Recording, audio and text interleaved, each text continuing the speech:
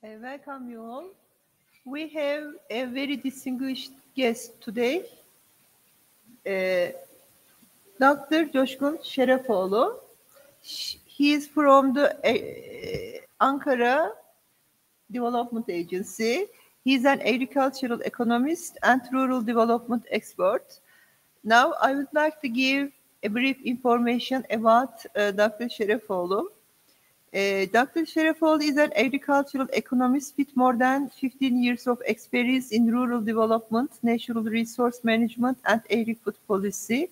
He holds a PhD in agricultural economics from Atatürk University and MSc in environmental economics and policy from the University of Kent in the United Kingdom, and a master's degree in economics geography from Ankara University. Currently, he is an expert at the Ankara Development Agency. He designs and leads programs that foster innovation in the agri-food sector, integrate green and digital technologies, and empower young farmers and entrepreneurs. Dr. Şerefoğlu managed or advised on numerous European Union, UNDP, and World Bank supported projects, including initiative on climate-smart agriculture and sustainable food systems. His work combines rigorous economic analysis with practical policy development to strengthen rural livelihoods and resilience. Now the floor is yours, Dr. Şerefoğlu. Thank you very much. I would like to firstly thank to Bahar Hoca and the Economic Department to give me this opportunity. I will walk into historical perspective of Turkish agriculture and rural development policies today with you. This is my background. I have great experience in agriculture and rural development by working in public sector, and at the same time I have experience in international projects. This is our agenda for today's talk. So before starting my presentation, I would like to address a question to you. What comes to your mind when you hear Turkish agriculture? Anyone would like to answer? Because Turkish agriculture is very important, not only in Turkey and also in the world. What comes to your mind?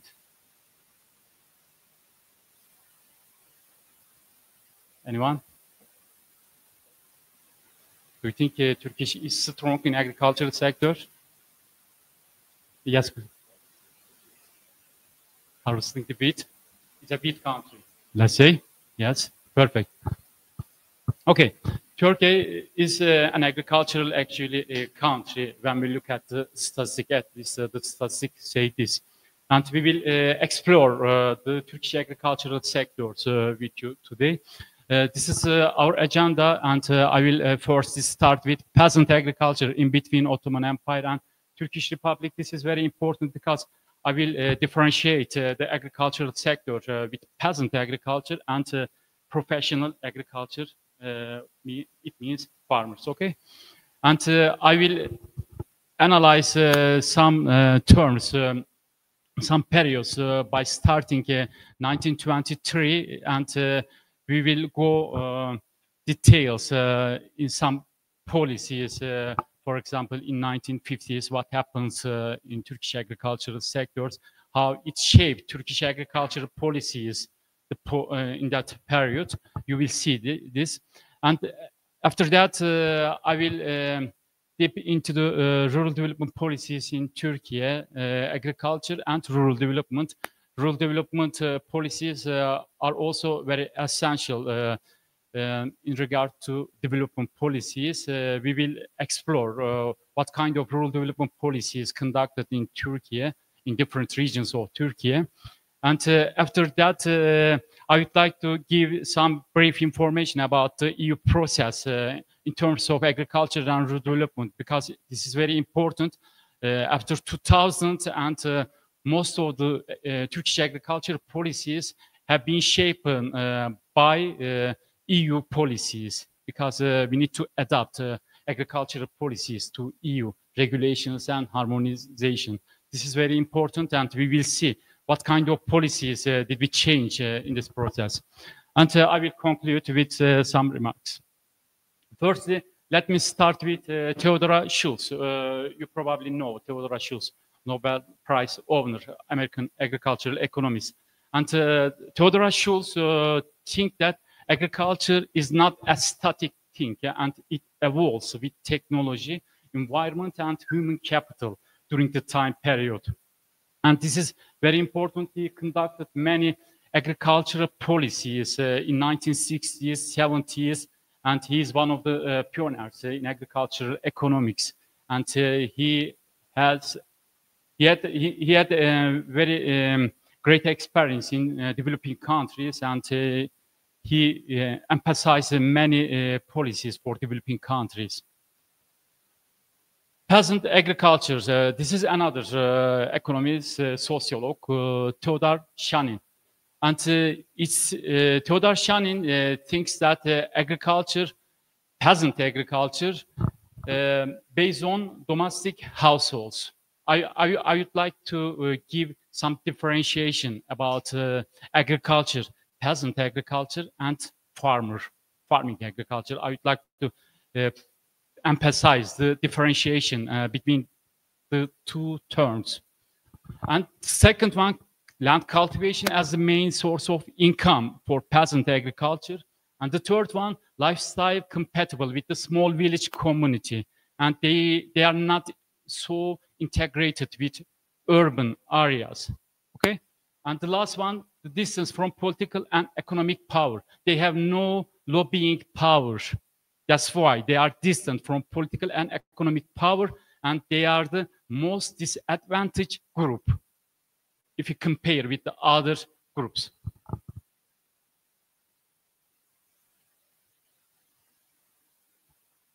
According to the Oswald Spengler, all historical movements have come from cities. This is very important. History is essentially the history of cities. In contrast, peasantry is a social fact without history. Okay, why I put this? Because peasant agriculture or farming sector is always ignored by people, particularly urbaners, let's say. Okay, agricultural policies. The second one, indifference and ignorance toward villages have also played an important role in the backwardness of the villages in Turkey.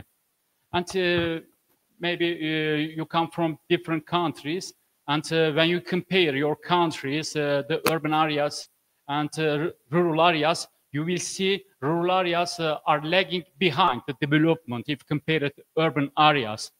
There are some theoretical roots of this in developing countries and developed countries. And Nermin Ertandu from Ankara University, and she emphasized the ignorance and indifference for peasant agriculture, okay, peasant farmers, let's say. Faye Kirby, maybe you might have heard Faye Kirby. Faye Kirby, she stayed in Turkey in 1950s, American, she's American, and she did his PhD in Columbia University, and she prepared her PhD thesis on village institutes, and she also observed about villages, and she said that, she stated that 9 of the writers on the village question would dare to spend one night in a typical Turkish village in 1950s. You see, why she's saying this? Because the villages are lagging behind development. And most of the people, particularly living in urban areas, and do not want to go to villages to experience, to observe the village's life. And another one, this is also important, the Turkish peasant displays a very realistic character in his daily life, not wanting much and being content with what he finds. Sometimes he is accused of being fatalistic. and not being very enthusiastic in his work and relationship.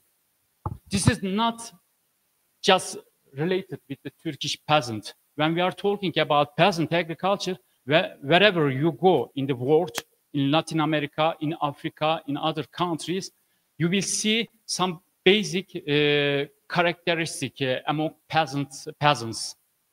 And fatalistic feature is similar in everywhere. For example, when I visited Latin America villages, I saw the same situation in there, like in Turkey. Okay? The truth is that he accepts his destiny by submitting to the very difficult living conditions. He is in without any complaints. They do not complain about the challenges they encounter. This is also another fact about the peasant agriculture. Let me move. Köy. Köy comes from Arabic word for village, is Karya in Turkey, okay? The people living in the villages were called Kurye, people. These names are also seen in the Kanunname Land Law in 1858. These are the background of our köy, peasant agriculture, okay? The economy of Ottoman Empire, this is also very important because I will connect with the Turkish Republic and what was the connection about that. The economy of the Ottoman Empire was based on agriculture, and during the transition to the Republic, it inherited an economy that was predominantly agriculture and a regime with a feudal social structure. The Republic inherited from Ottomans an agricultural structure where 88% population and 82% of workers were peasants. This is the fact about the latest term of Ottoman period. Okay.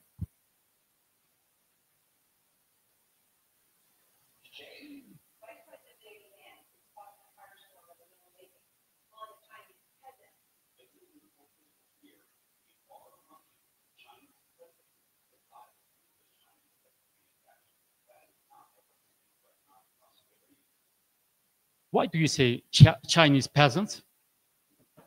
American's vice president? Because he's sneering at peasants. He's saying that we are borrowing from Chinese peasants.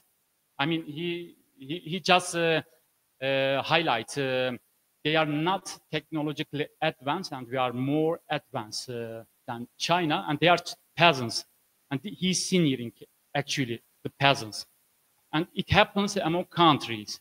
And also it happens within the country, okay? The urban people sneer at people living in villages, the peasant mindset. Okay, this is Atatürk directive speech in the beginning of the Republic. No farmer should be left without land in the country, he said. In Izmir Economic Congress in 1923, there are some important points I would like to share with you. The first one, a number of decisions were made regarding sectors such as the abolition of tea tax. And the second one, abolition of land freedom for foreigners. Third one, the implementation of tax exemption in agriculture. And the last but not last, the regulation of management loans and the continuation of machinery. And these are the important decisions in Izmir Economic Congress. Okay, these are the some policies. I do not want to put more emphasis these slides. And these are the first initial laws in the first decades of Turkish Republic. We see animal breeding law and wheat protection law or organization of agricultural institutes in 1930s. Share of some agricultural products in all exports between 1924 and 1934. This is also very important statistic, and we see in here, in the first decade of the Turkish Republic, we see more than 80% of Turkish export comes from agricultural products, primarily from tobacco, cotton, opium, grape, fig, etc. This is very important, and all the exported-oriented products were grown in the western part of Turkey in 1920s. Okay. This is the foreign trade between 1924 and 1934. You see, in 1929, there is an economic crisis in the world, and Turkish export was also severely affected by world crisis. But then Turkish export increased slightly on the following years. This is the agricultural export rates between 1924 and öyle mi? Okay. Hello. Yes, please. Welcome. We have just started about the Turkish agricultural policy. No problem. No problem. Thank you for coming our lectures. We have already started about the historical perspective of Turkish agricultural policies. And also, I am glad to hear that some people from electronics department attend this lecture, because this will be very important lecture for you. You will see we have very chronic problems in agricultural sectors, and electronic engineering students, I think, will have some solutions for the chronic agricultural problems. And I will reflect the main problems of Turkish agricultural sector. You will see, and then you will have some solutions and some ideas about the Turkish agriculture. Okay. And this is the agricultural export rates between 1924 and 34. In here, we see in the first years, the share of field crops in total agricultural export was very high, and then it decreased. And instead, share of livestock products in total agricultural export increased in the following years. Land distribution. This is a very important issue. Actually, in Turkish Republic term, two reforms were intended to make in the first years of Turkish Republic. One of them is education reform. The second one, land reform.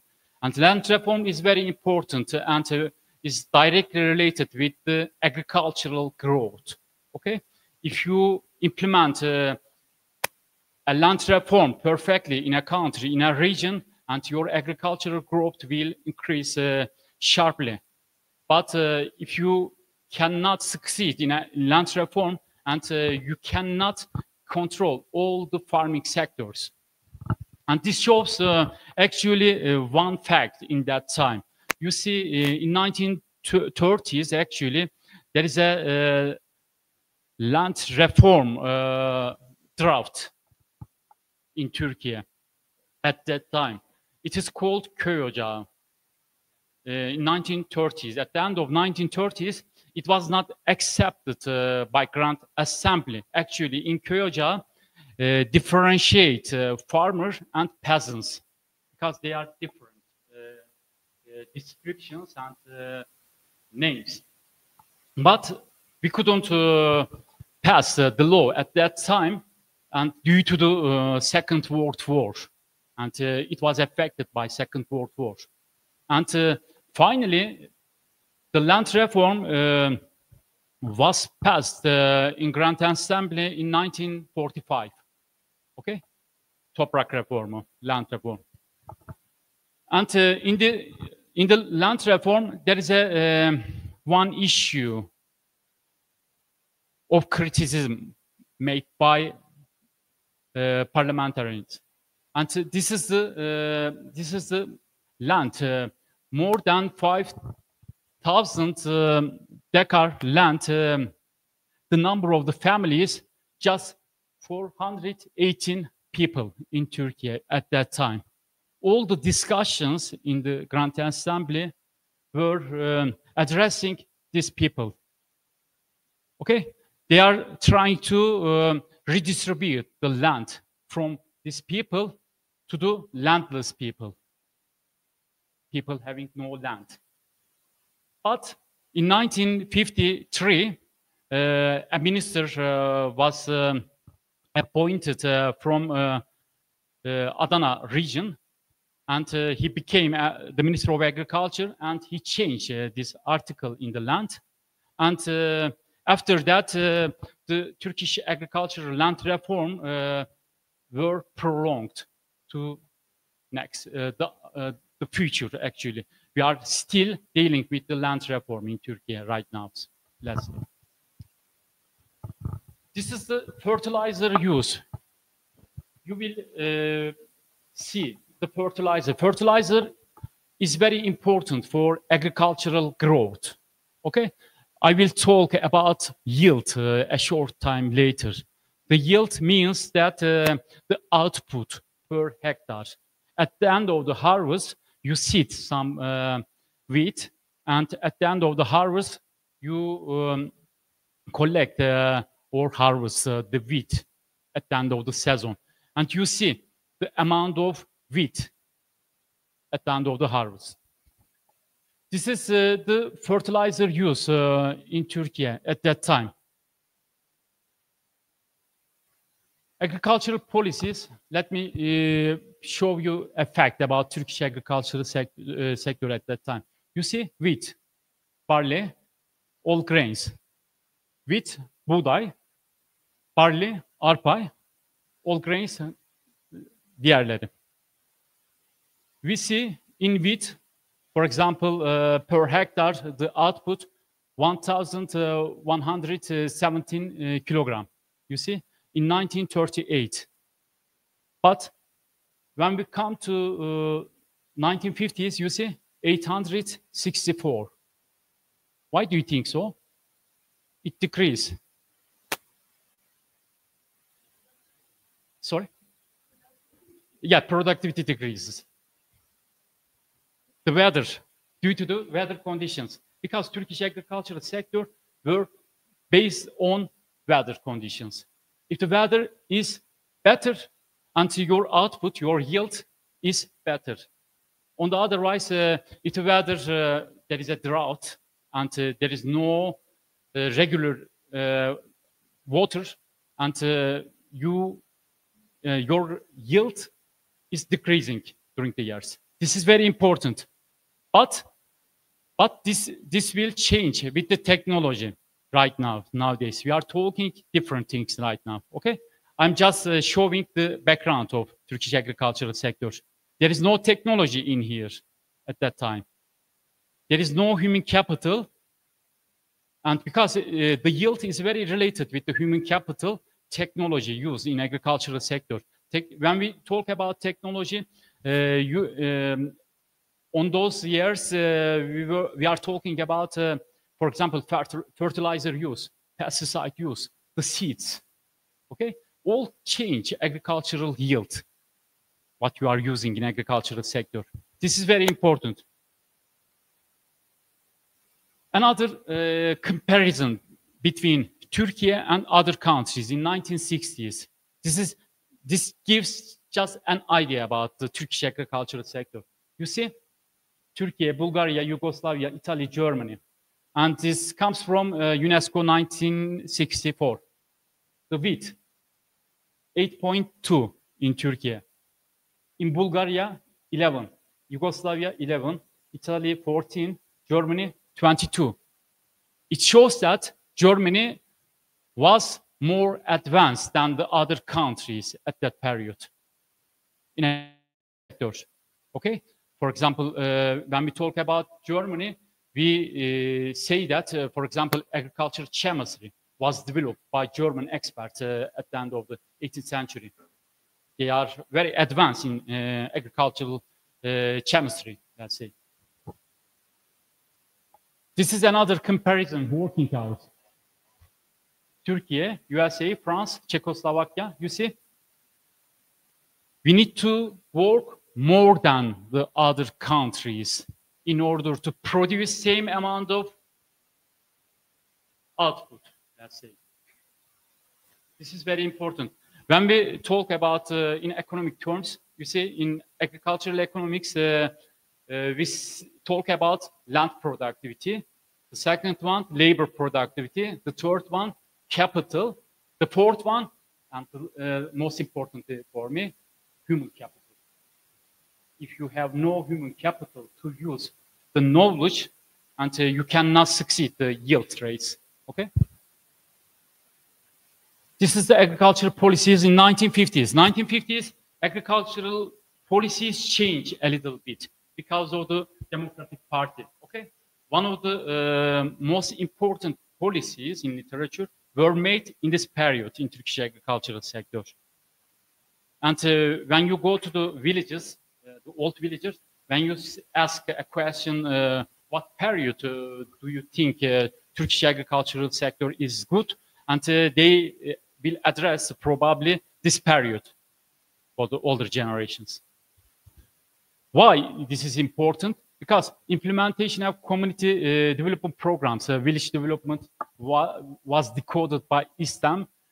These are actually some review made by a foreign economist about the Turkish agricultural policies in that period. Number of tractors and cultivated land. Tractors. Actually, when we were talking about agricultural technologies at that time, the first thing the people have tractors. I don't know why. Have you ever heard Marshall Ace? Marshall Ace. At the end of the 1940s, there is a Marshall Ace, okay, American Ace. And it was given to Western European Union countries, particularly United Kingdom, France, Germany, or other countries. And also Turkey was allocated some Marshall Ace, $137 million was given Turkish economy, okay? Almost 50% of Marshall aid was allocated for agricultural sector. In agricultural sector, most of the money was spent for tractors and cultivators. This is a choice actually in that period. For example, if I lived in that period, I would invest in irrigation rather than tractors at that time, because there were millions of small holders. But we made a choice in 1950s, and we decided to make some investment for agricultural tractors in that period. And tractors came to Turkey. Most of the small holders didn't benefit from tractors. Who benefit from tractors? The mid-sized farmers benefit a lot from tractors. But we didn't use tractor more efficiently. I showed some figures to you a short time ago. We saw that we have some land productivity problem.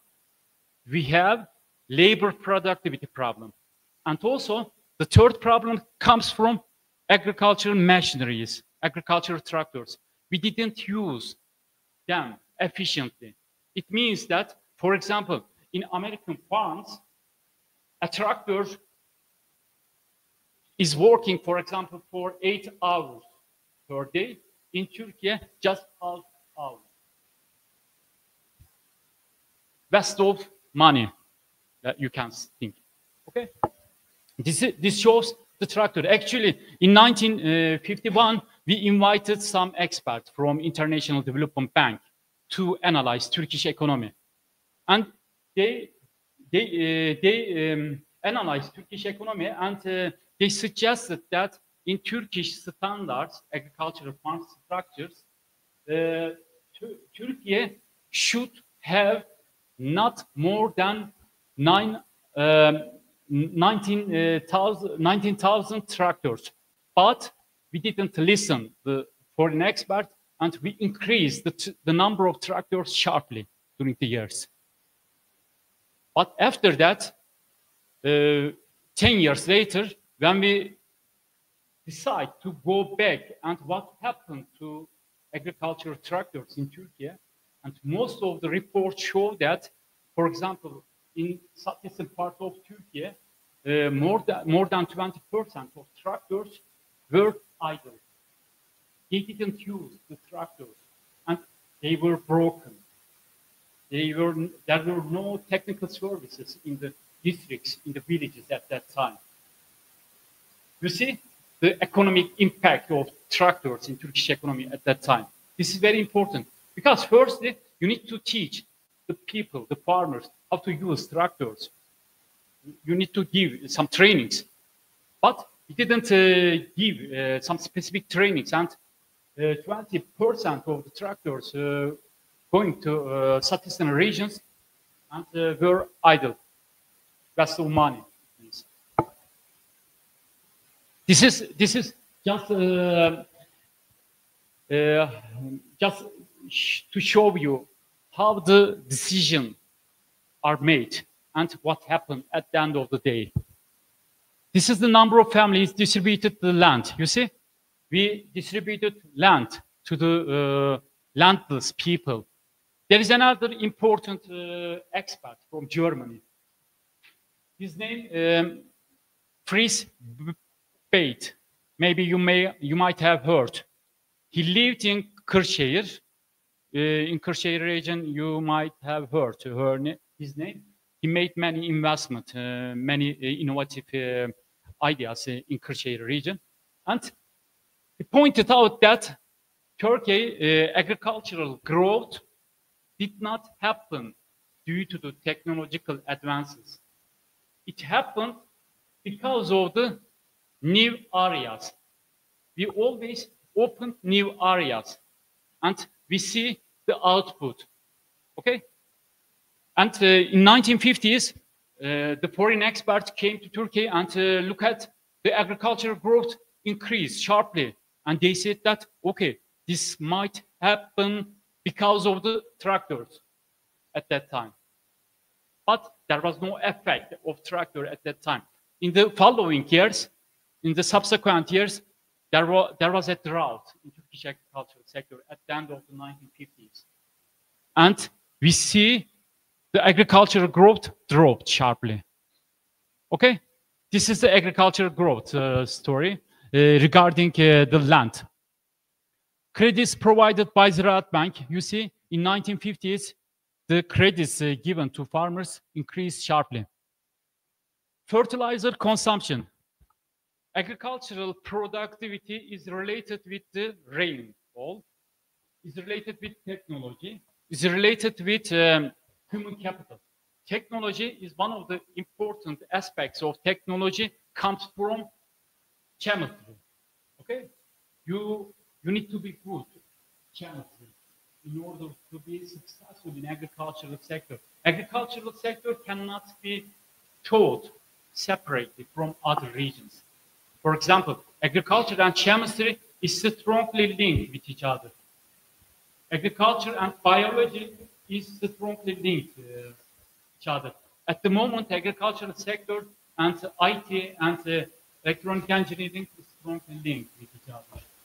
Okay, but in 1970s, it was mostly related with the mechanization. This is the fertilizer consumption in 1950s, 1960s. During the 10 years of period, you see, we increased the amount of fertilizer used in agricultural sectors. This means that agricultural growth was affected by the use of fertilizers at that time, because there was no fertilizer use. Have you ever heard Green Revolution? Green Revolution in 1940s. You see, in the world, particularly Western European Union countries and United States benefit a lot from Green Revolution. They increased sharply their agricultural yield and they jumped from agricultural growth. Japan, South Korea, also we can count these countries. Another inputs used in agricultural sector, pesticide consumption. Nowadays, maybe you might heard pesticide residues in the fruit and vegetables. You see, in the market, when we are shopping from the market and we have a question in our mind, is this apple having pesticide residues? this will affect my health? This is a very important question nowadays. Okay? And pesticide consumption, you see, we didn't use so much pesticide in the beginning of 1950s, but we increased the pesticide use. But we will see the effects of it. This is another point of agricultural policies. Let me move. Let me give some examples from rural development projects. With the 1980s, after the military coup, we started to implement rural development projects in Turkey. For example, in 1980s, Erzurum rural development projects, Çorum-Çankırı rural development projects, okay? Sivas, Giresun rural development project. We conducted many rural development projects in different regions of Turkey. And we were given some credits by World Bank at that time. Agricultural extension and applied research projects has started to be implemented in 16 pilot provinces for this period. These are some important facts. You see, Agricultural Economic Research Institute was established in 1987 in Turkey with the credit of World Bank. This is very important institutions because when we look at the American economic growth in agricultural sector, these institutions played a vital role in agricultural growth. This is some policies. I would like to focus the other slides. This is a summary of the 1950s, 60s, 80s. You see some main policies. You see, with the 2000 opening of membership negotiations, European Union, we are following European Union policies nowadays. We need to adapt Turkish legislation to EU legislation in agricultural sector. There are 3 chapters related with agricultural sectors. One of them is food safety sector, veterinary and food safety. Another one, agriculture and rural development. And the third one, fishery sector. There are 3 chapters are related with agricultural sectors in Turkey. This is another summary based on the OECD reports. You see, after 2010, we have some open market economy, but with some agriculture protection. I will give some details about the protection, agricultural tariffs, export subsidies, deficiency payments, like that. These are some important policies in the past. Agri-food systems in Turkey. I prepared this report for the Minister of Agriculture. Yes, please. Why do we follow European agricultural policies? Because we are allocated some funds from European Union and for IPART program, Agriculture and Rural Development Support Institute was established in Turkey, and we are trying to adapt our legislation to European Union because we export mostly to European Union countries, and we need to adapt legislations. Yes, thank you. Yes. We export to some fruits or vegetables, by the way. Yes. They didn't accept, they reject. Why? They didn't accept because sometimes. Yeah. Yes. Yes. But they don't accept our exports. Yeah. Yes, because we cannot monitor and evaluate every farmers nowadays in Turkey. It comes from different farms, and we need to develop some monitoring and evaluation methods thanks to the technology nowadays. Actually, there are 2 important, I think, explanation for this. First one, we shouldn't forget European Union is protecting its land. Okay, the member states are protected by European Union policies, common agricultural policy. Let's say they protect their own farmers. And sometimes they behave differently for imported products from other regions. For example, if their farmers cannot compete with Argentine for livestock sectors, and they say that I bring some standards for livestock sectors, and yes, and the Argentine cannot meet the conditions because they are very hard. This is the first point. The second point is related with the agricultural exporting issue. For example, we have some, we need to export our fruit and vegetable sector, for example, to European Union countries, because 50% of Turkish agricultural sector goes to European Union. This is very big market for Turkey. It is very big. Yeah, just 50%, more than 50% of Turkish fruit and vegetable sector goes directly to Germany, France, and other countries. We are very competitive in fruit and vegetable. We talk about some yields. Yields, yeah. Yields and fruits. Yes. Production of the country. Yes. But is this, you said our 50% products went to, or goes to other countries, for example, Germany, affect their productivity? They do not affect their productivity because the geographical conditions are very different between Germany and Turkey, because Turkey is very rich regions, and different regions have different characteristics, and we are very competitive in fruit and vegetable sector, for example. But we cannot export, for example, livestock sectors to European Union countries because of the standards. But when it comes to fruit and vegetable sector, Italy, Spain, and Turkey, all these countries are in the Mediterranean basin, and we are more competitive than Sweden, Germany, or other countries. They cannot produce what we produce in Turkey.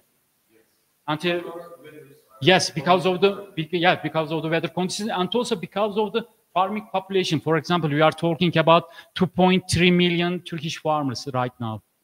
2.3 million farmers. Can you imagine?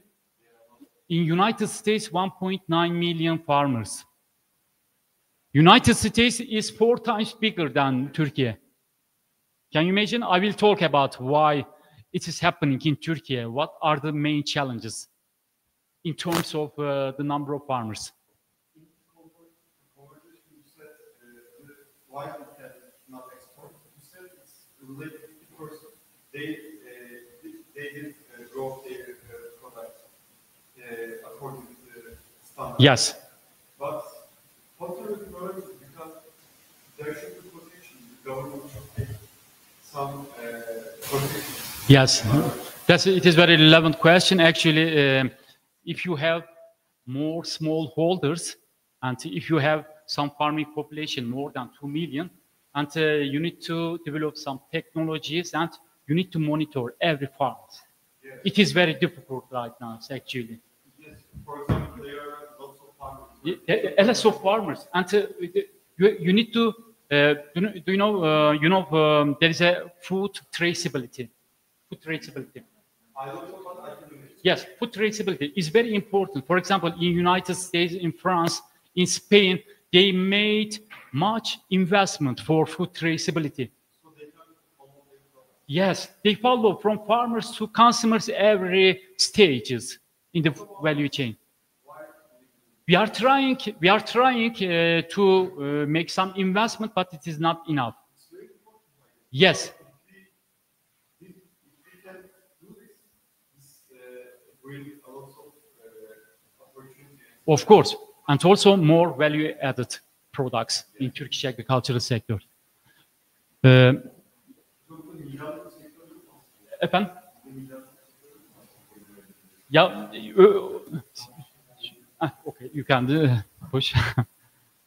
We should, because it is on the camera and they need to listen us. I have an important question about the matter. Yeah. The subject of the matter is testing and regulation. Yes. The European countries reject our products Yes. at the border because our laboratory results always comes with high dosage of different kind of pesticides Yes. or chemicals that are regulated by European Union. Yes. How is that we are not capable of doing the same tests and regulating our own farmers?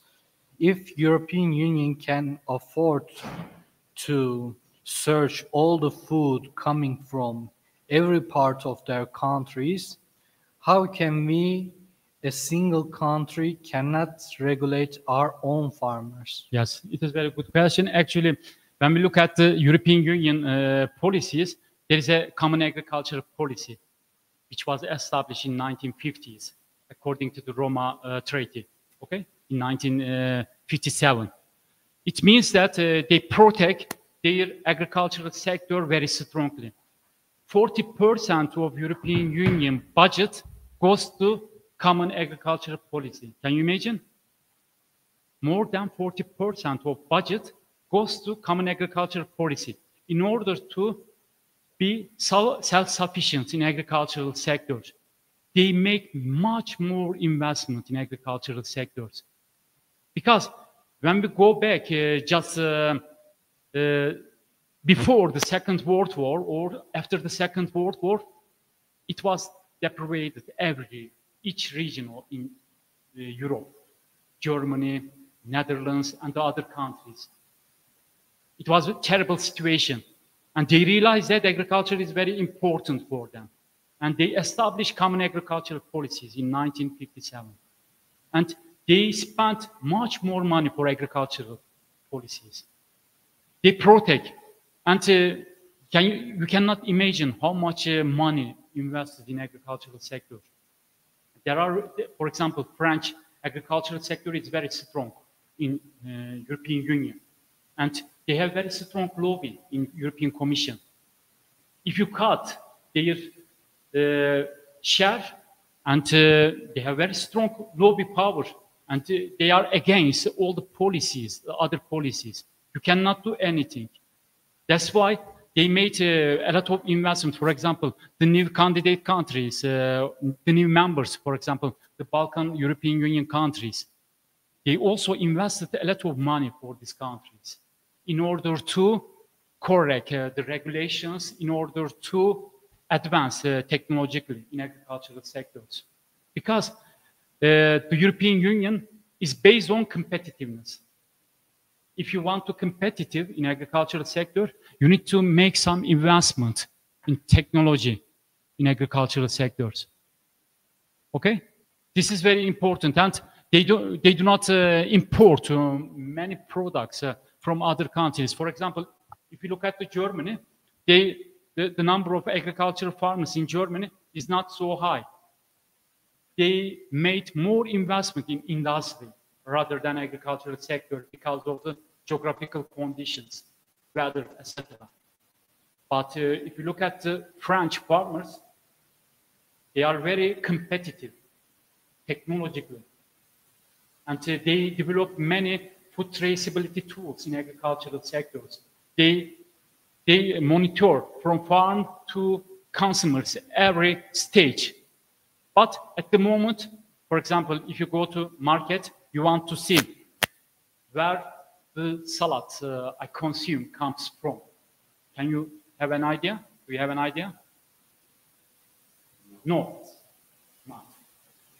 This is very important because it needs to make some investment for technology. Maybe we will be talking about blockchain technologies in agricultural sectors in the following decades. This is very important.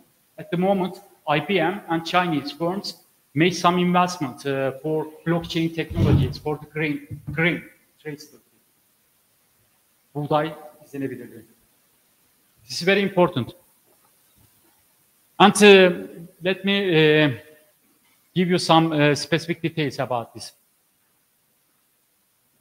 This report was prepared by me for the Ministry of Agriculture I prepared this for sustainability food systems for Turkey. In here, you see, there are some problems. Actually, you are from different departments, and you will solve the agricultural problems maybe after graduated from university with some innovative ideas. You see, some extension problem. Oh, this is an extension problem. Extension means adult training. Americans, Germans, French people emphasize extension a lot. This is adult training, and for example, if you are working in a research institute or if you are working in university, the know-how you produce in research institute or university goes directly to farmers. This is the main differentiation between developed countries and developed countries. Extension is crucial for American agriculture, for example. In 1882, they established agricultural stations in United States. And also, they established land-grant universities in United States at the end of 80s.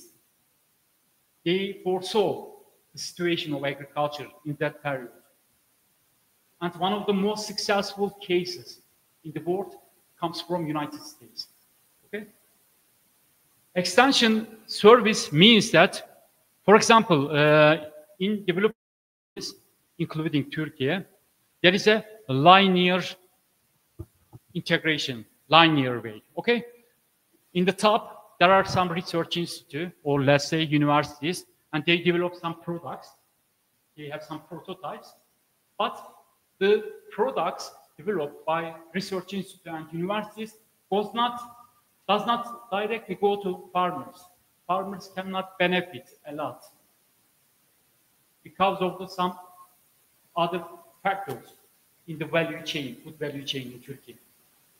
Logistic, human capital, etc. And the second one, harvest and post-harvest losses. This is a very important issue also for you. In Turkey, a significant amount of post and harvest losses happen in Turkey. For example, in tea, more than 50% are wasted. Can you imagine? In tea product.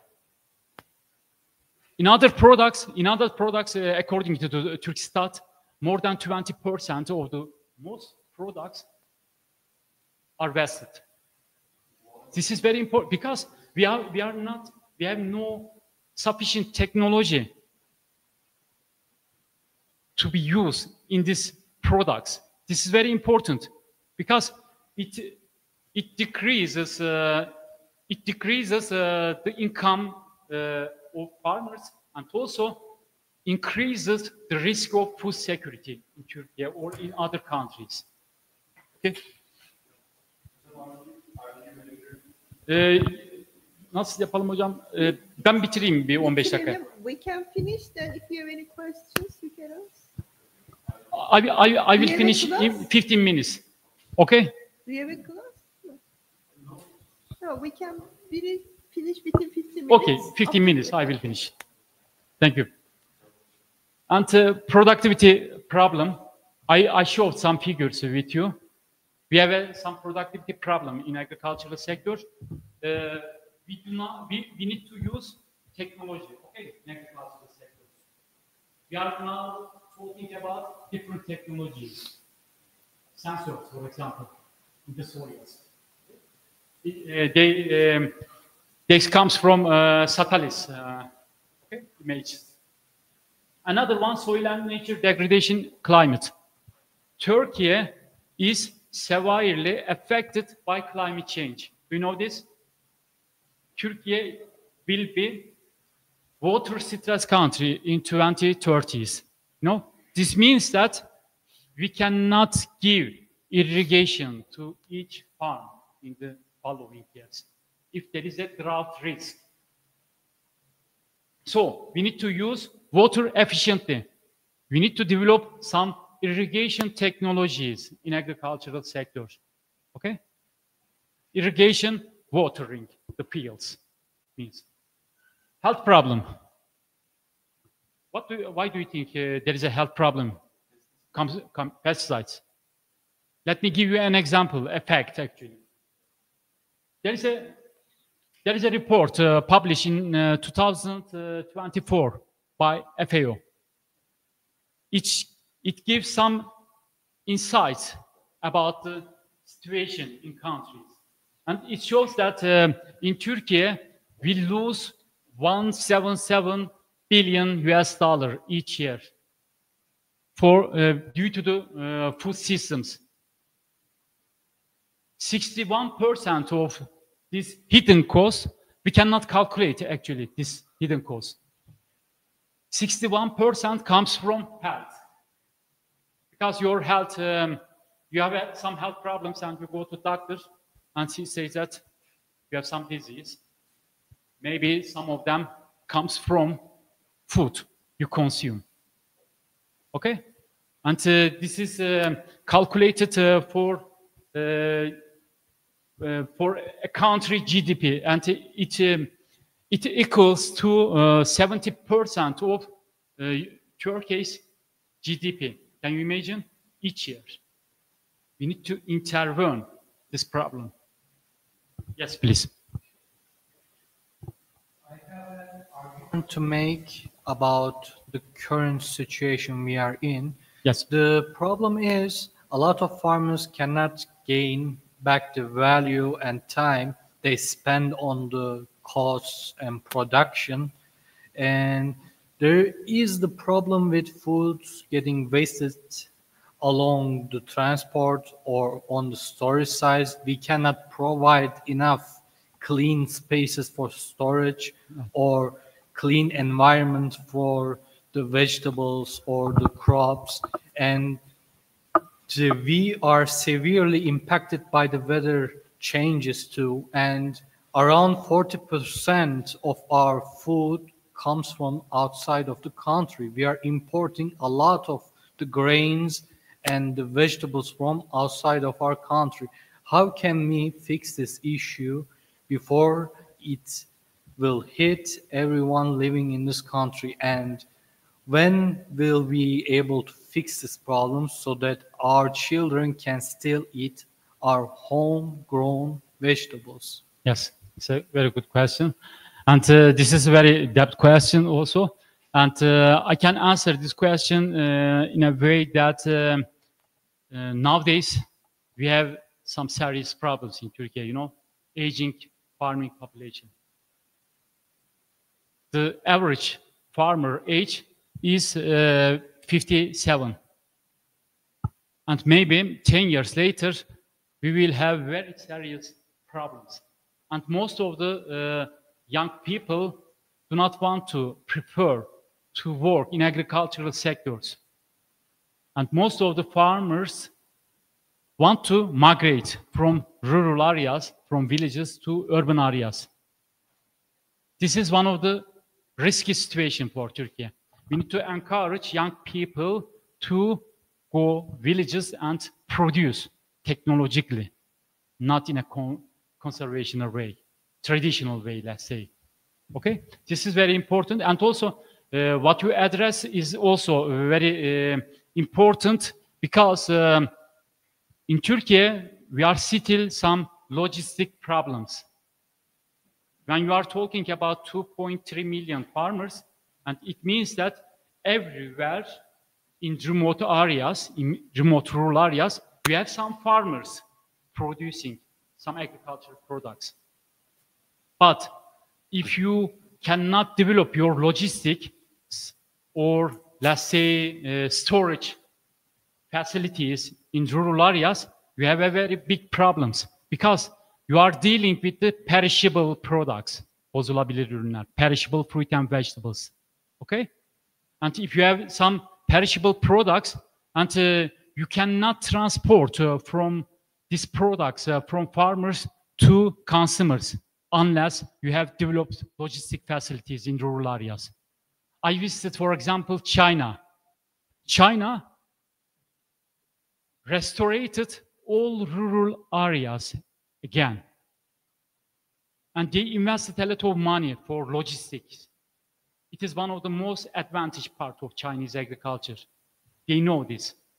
But if you are talking about Turkey, you are right. Most of the smallholders cannot market what they produce to consumers. There is a long food value chain in Turkey. There are many intermediaries. Aracılar. There are many intermediaries. This means that this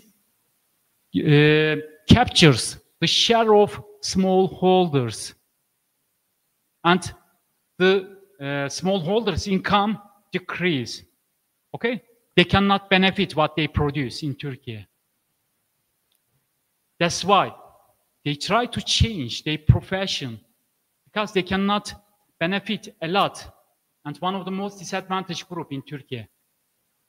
So we need to develop more investment for logistics, and also we need to think more about the farm structures in Turkey.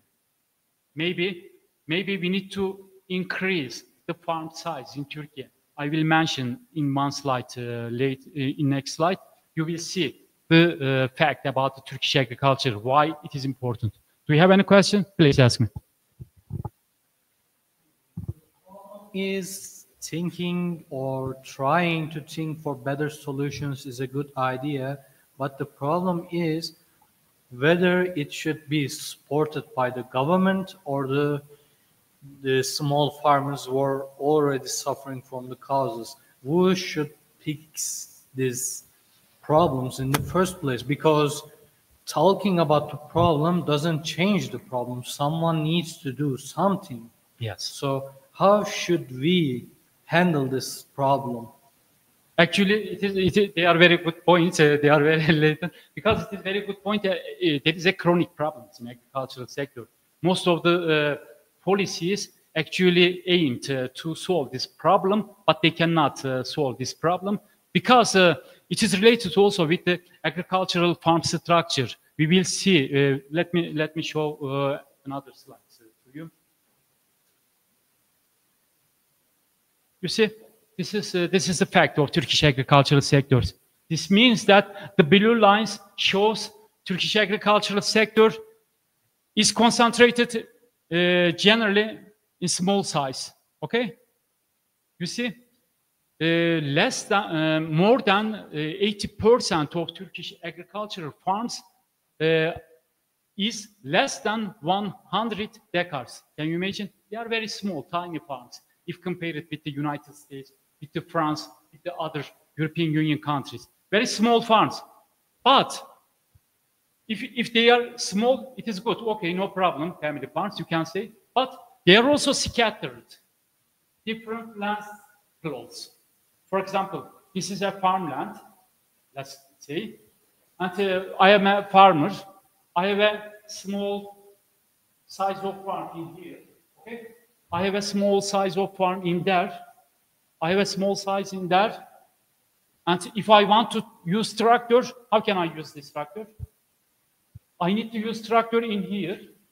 The tractor needs to go there, and then there.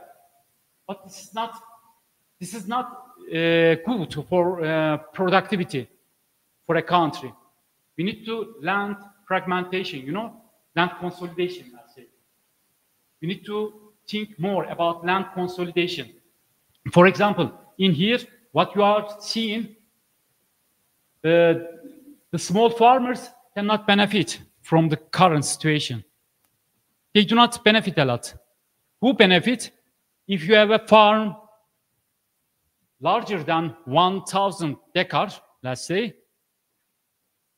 you benefit a lot.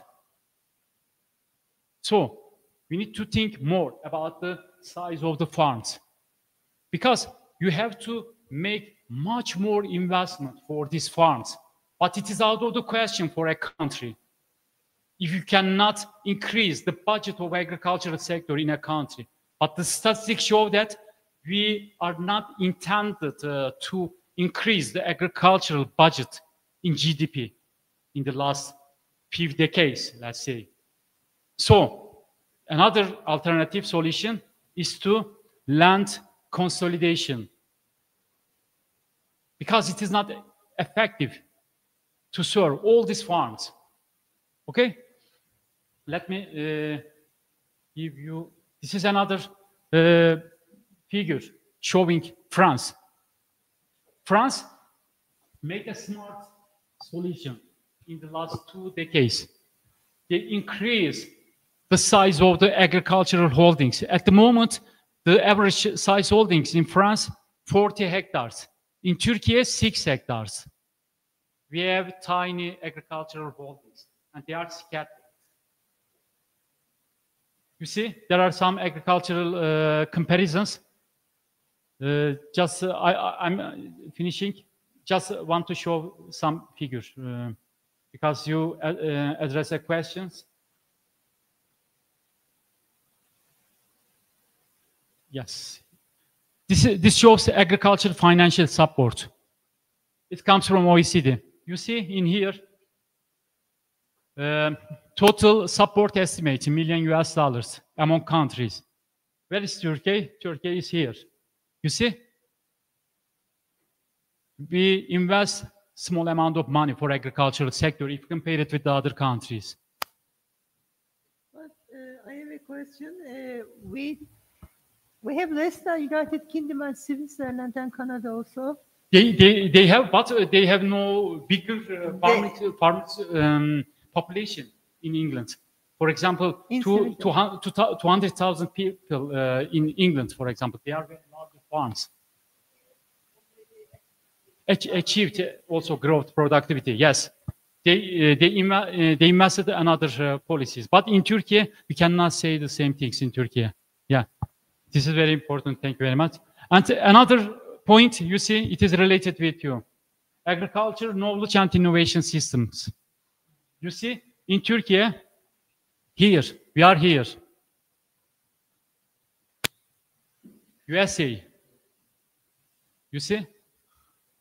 India, Japan, UK, New Zealand, Turkey. We ignore innovation systems, knowledge. Yeah, we spent less budget for this innovation. What we are spending, less infrastructure. We are still dealing with the infrastructure in Turkey. In 1960s, 1970s, 1980s, we are still challenging with the infrastructure because we have very big farming population. They are not manageable. For example, in the United States, we are talking about 1.9 million farmers. We are talking about 2.3 million farmers in Turkey. It is too much. And they are not manageable. Yes, we are encouraging, we are advocating family farms in Turkey, but family farms does not mean inefficiency in agricultural sectors. Okay? Inspection and control. You ask a question about food traceability. You see? Food traceability is related with the inspections. What we spent for inspection and control. What United States spent for inspection, you see? These are the facts. We need to think more about Turkish agricultural policies for efficiency, productivity, inspection, food traceability, etc. I'm ending here. Thank you very much for your participation. Thank you very much, Bahar Hocam. If you have any question, please ask me. I am glad to answer your questions.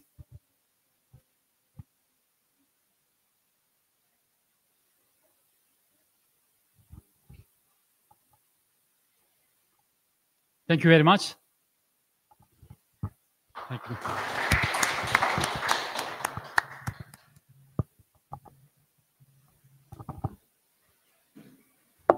Alo. Merhaba. Tamam. İneceğim bir 5 dakikaya kadar, olur mu? Tamam. Oldu. Sağ ol. Sağ ol. Sınav falan yapalım. Sınavdan ben derse söylüyorum. Yani bir şey yapmam. Tabii derse yeter ki ben çekimimi istiyorum aslında. size o bazı noktaları göstermeye çalışacağım. Mezun olduğunuz zaman sizler belki ya çok önemli var. Bundan çok önemli.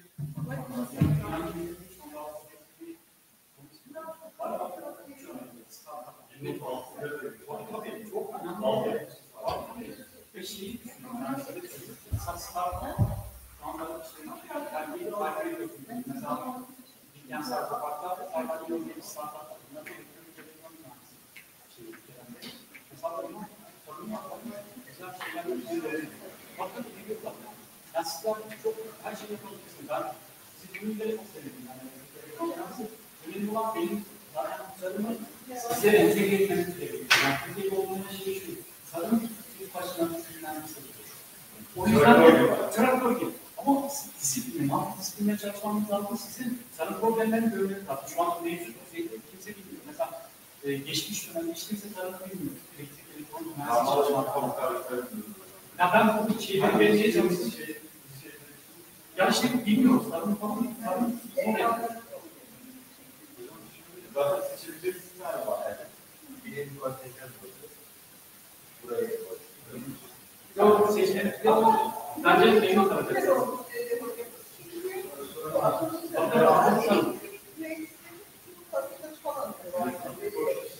Ya size farklı bir bakış açısı kazandırdı. Öyle düşünüyorum. Öyle mi? Yani gerçekten sarım çok önemli. Ya sarımın şu anda Türkiye'de ihmal edilmiş. Mesela ilginç bir maalesef. Yani sarım dediğin zaman şey yapıyorsun ama gece kullanmadığımız zaman ne yapacağız? Her şeyden öyle hocam. Savunmadan diyor. Bir savunma. Önce evet. Savunmadan önce karnımızı doyuracağız. Hatta karnımızı doyuracağız. Böyle daha iyi şeyler geliştirebilmemiz için o karnımızı iyi doyurmamız lazım. Besin değeri yüksek gıdalardan bahsetmemiz. Ben de sevindim ya size eminim. Yok şey olmasın ya, sınav korkunuz olmasın ya, böyle bir şey olmasın. Ya sizin öyle bir şey ya, ben size öğretmeye çalışıyorum. Benim için önemli olan size öğretmem. Ben mesela çok mutlu oldum. Hem şaşırdım, bak. Ben gerçekten güzel. Ben diğer bölümlerde de gördüm, ben şimdi böyle sorular görmedim, bu aslında şeyi gösteriyor. Farklı disiplinlerden gelen bakış açısını gösteriyor. Bak ben tarım ekonomisiyim, ben İngiltere'de mesela çevre ekonomisiyim aslında. Coğrafya master yaptım. Yani bunu yapan takımlarından şu, ben böyle sadece altıma çalışıyorum. Tek sektörü düşünemeyiz, çok sektörü düşüneceksiniz. Şimdi siz mezun olduğunuz zaman size bir farklı bakış açısı katacak. Siz diğer elektrik kanserden daha farklı başladınız. Tabii kesinlikle. Bilmediklerinden onları mesela besisat aynı. Tabii her türlü kullanacak. Mesela azalan marjinal returns'tan başlayan azalan verimler kanunu. Mesela bunu üretirken size Türkiye'de niye azalan verimli kanunlar var? Mesela onu hiç çözümlemeyeceksiniz.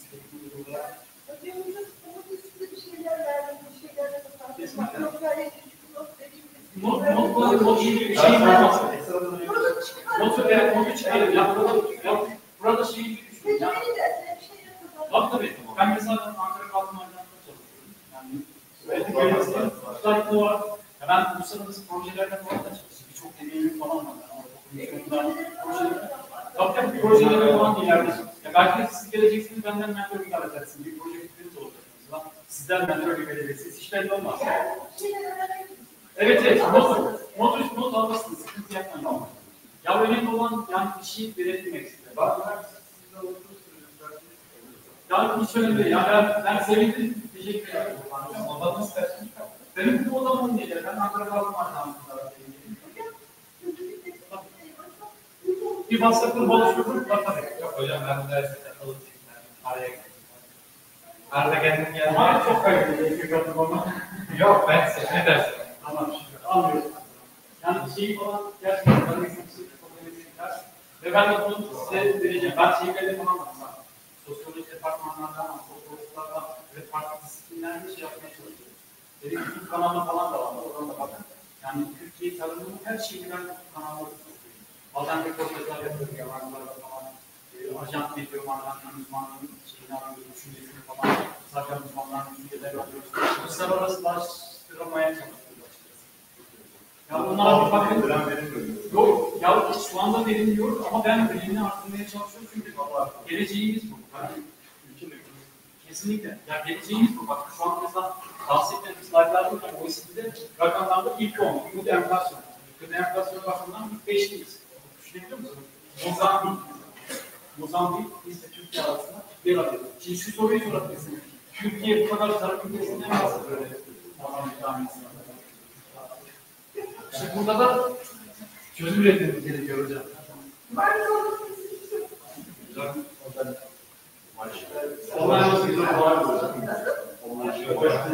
Ya başka gün sayısı şey olmuş. Hafta sonu oynamış. Çarşamba günü. Ya sınıf problemi varmış. Hocam sizler bu işleri buluruz. Ya ben bulursanız değil mi hocam? Siz bulursanız Sizin boş zamanınız oluyor. yok ben şey yaparım yani siz gününüzü yanına göre ayırırım. Ya şöyle olacak zaten. 3-4 haftadan bir üstüne çıkacağım. O zaman online yapar bana. 3-4 öyle düşünüyorum. Hatta sınıf bulursanız ben gelebilirim. Hocam olmadı biraz bakalım oraya. Tamam. Marketler Tamam. Aynen. Cumartesi konuşalım. Saat kaç liraydı? Tamam. Ona geliyor. Ben sabah kadar onu sorayım size.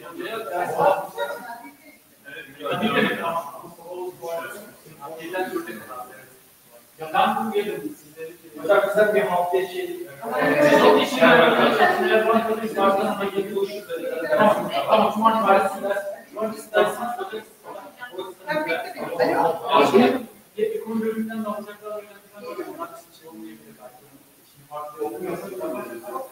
Bir WhatsApp kurmaya çalışalım diyor o zaman konuşalım. Tamam.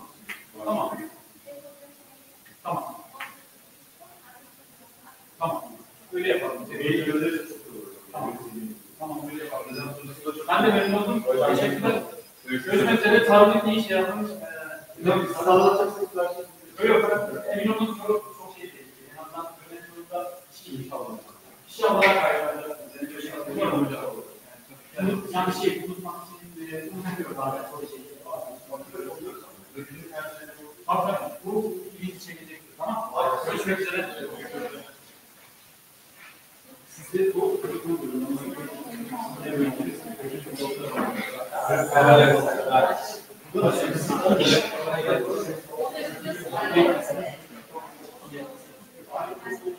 umarım hoşuna gitmiştir. Şeyler bana. Ya soru çok önemli gerçekten. Ama farkında değiliz.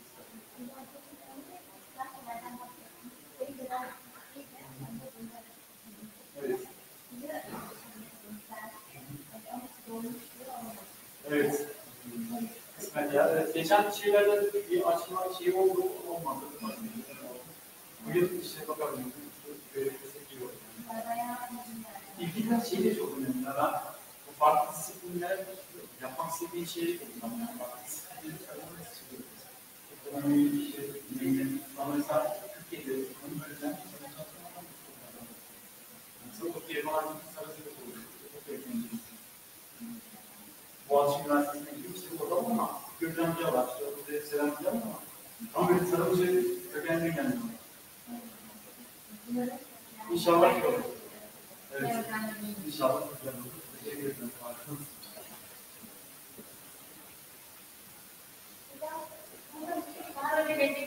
Bekliyorum. Tamam. Ben bekleyeyim. Tamam. Ben bekliyorum.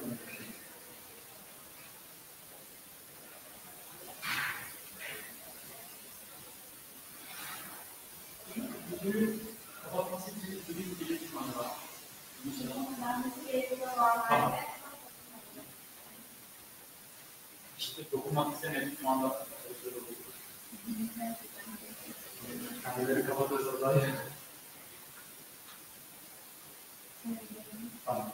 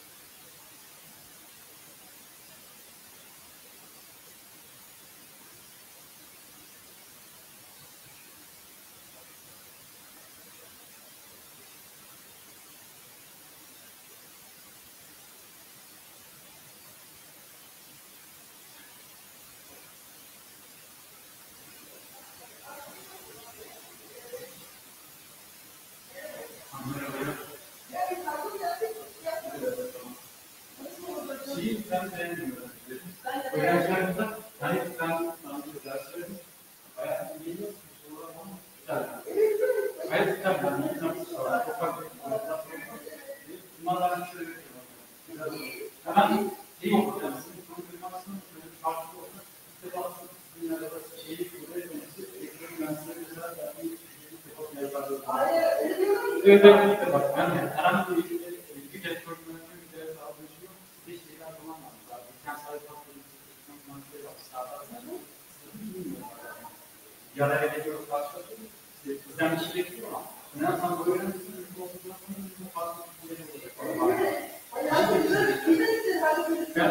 bence de çok büyük, çok güzel çalıştılar. Evet, evet. Güzel bir şey yapmışlar.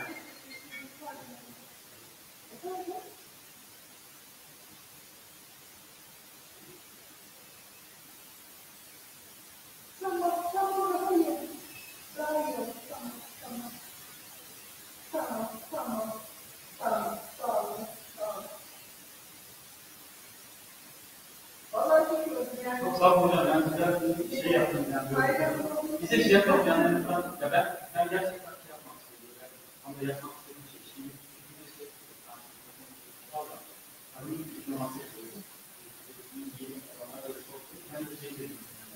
eğitim araştırma benim aslında bölümü başladı. Orada aslında başlamıştan ama güzel oldu. Yani tam örnek oldu. Hem ülkede de sağ olun. Çok teşekkürler. Ben bilmiyorum. Hocamız düşünmüş. Yani çok mesafeli oldu. Çok sevindim. Çok yerinde. Sorular çok kaliteli sorular sordum. Yani ben ders verdiğim soru benim derdim sorularım oluyor. Evet, evet. Hatta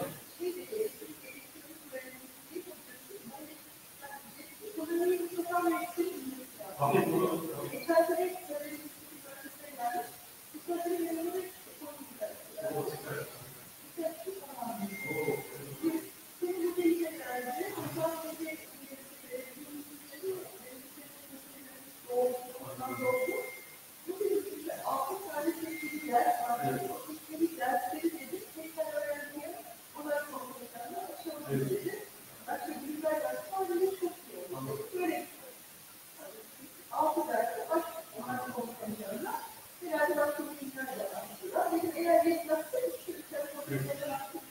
sağ olun.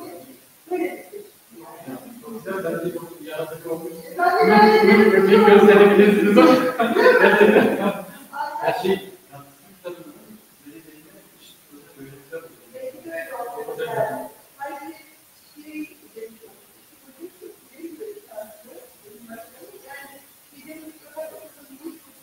O da bir tanrı. Ne kadar aynen öyle. Ekonomik dediğimiz gibi aynen öyle.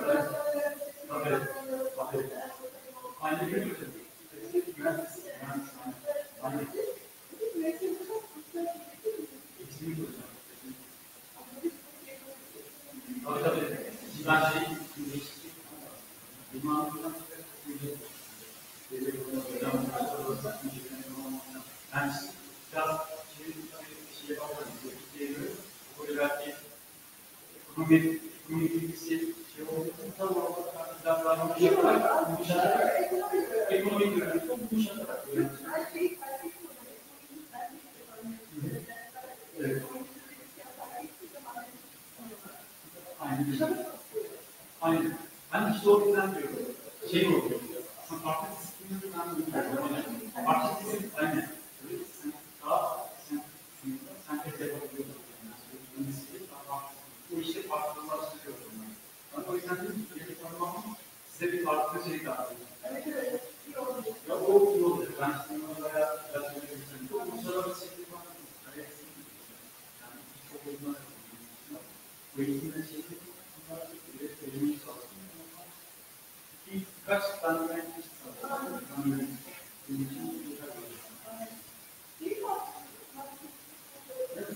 olmaz hocam. Ben geçtiğim bir ayrılma bir bakalım.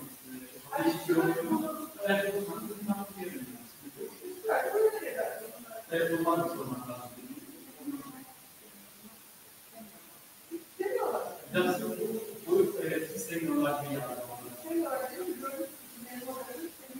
Ben de bu o yüzden değiştirdim. Hatta şey yapıyorum. Başka bir şey var.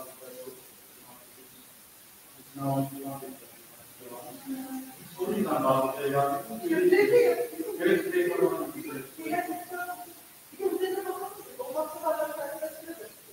tamam, tamam. Ben her şeyi uyarım. Ben o yüzden aksi bir durum getirir. Ben uyarım. Ben derdim. Bu adamın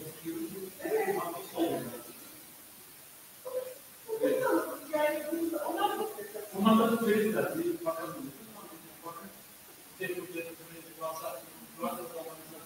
Ben şimdi ilk haftalarım basar şeyden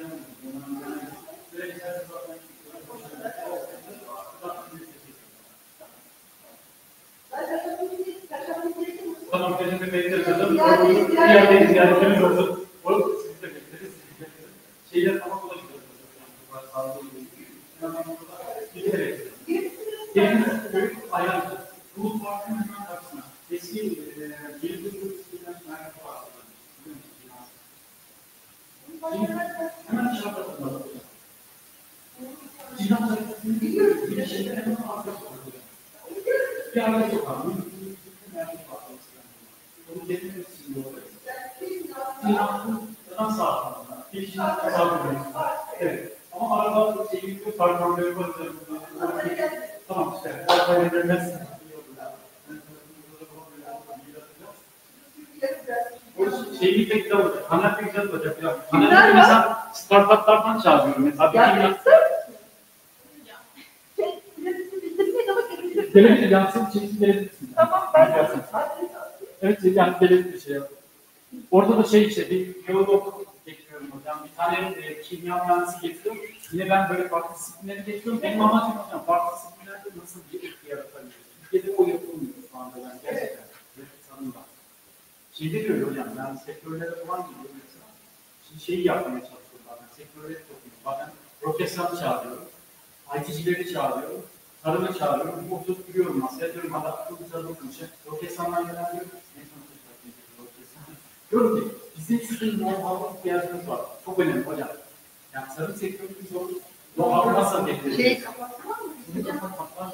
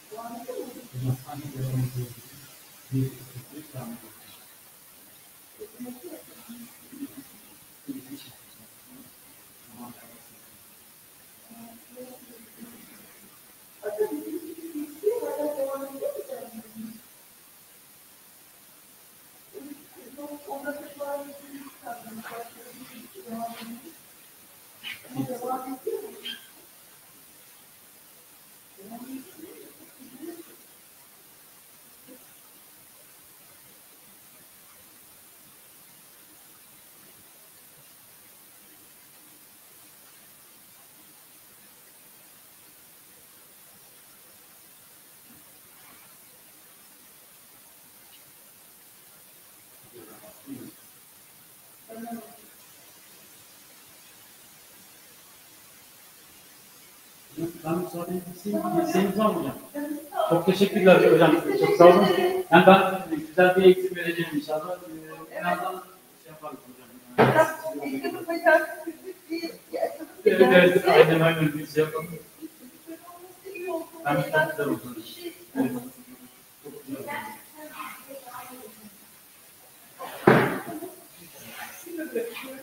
Görüşürüz hocam. İyi günler dilerim. Kolay gelsin. Görüşmek üzere. Kolay gelsin. Efendim görüşürüz. Görüşmek üzere hocam. Ne olacak? Aslında ben konuşacağım dedi.